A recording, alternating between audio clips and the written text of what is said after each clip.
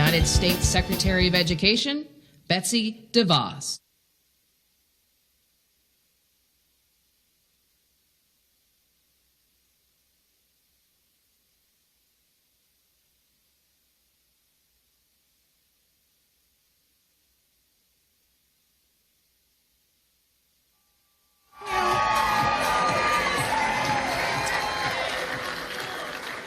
Well, good afternoon. Thank you for that very warm welcome. I love you. I love the energy and enthusiasm that CPAC brings. So I'm Betsy Devos. You may have heard some of the wonderful things the mainstream media has called me lately.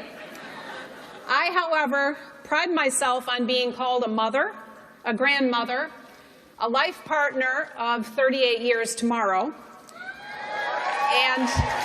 and perhaps the first person to tell Bernie Sanders to his face that there's no such thing as a free lunch. The media has had its fun with me, and that's okay.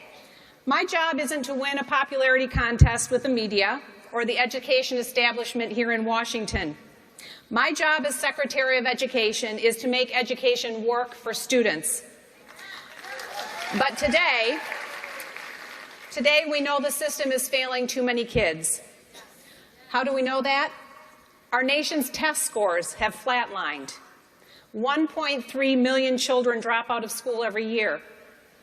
And because the previous administration spent $7 billion of your dollars on school improvement grants, thinking they could demonstrate that money alone would solve the problem. Yet their own report, issued as they walked out the door, showed that it had zero impact on student outcomes and performance. They tested their model and it failed miserably. Now, this is not an indictment of teachers. We all know great public school teachers. My mom was one. Good teachers make a real difference. Good teachers deserve to be honored and compensated accordingly.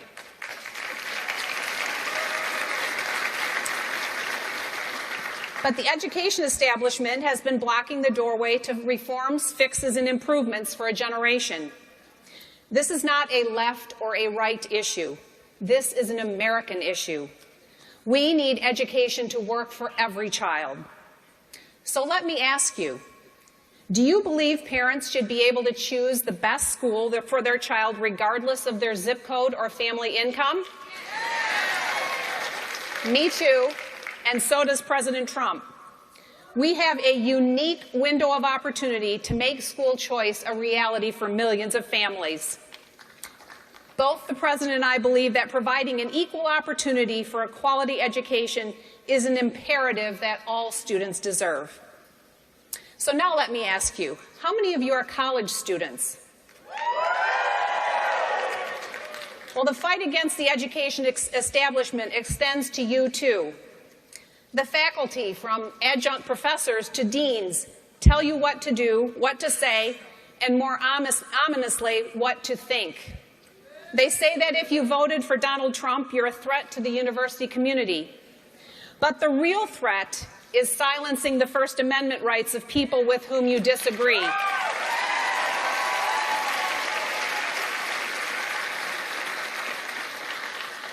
As Secretary, I don't think the Department of Education in Washington, D.C. should have more power over your decisions than you do.